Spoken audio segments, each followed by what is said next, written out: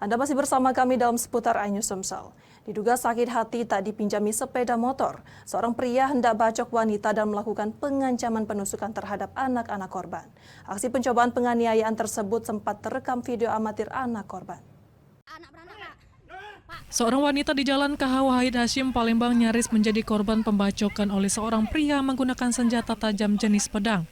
Menurut keterangan korban, peristiwa itu terjadi Minggu siang lalu.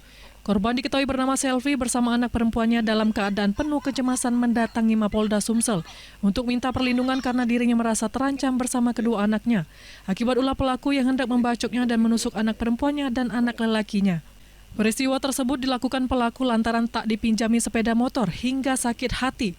Sebelumnya ibu pelaku juga sempat membakar sepeda motor korban namun sempat didamaikan pihak keluarga. Apa dia nak pinjam? Sakit hati tak dipinjami lagi. Oh, tak dipinjami motor. Jadi kita kantor polisi ini minta perlindungan hukum. Ya, minta perlindungan hukum ya. Dari Palembang, Guntur, iNews melaporkan.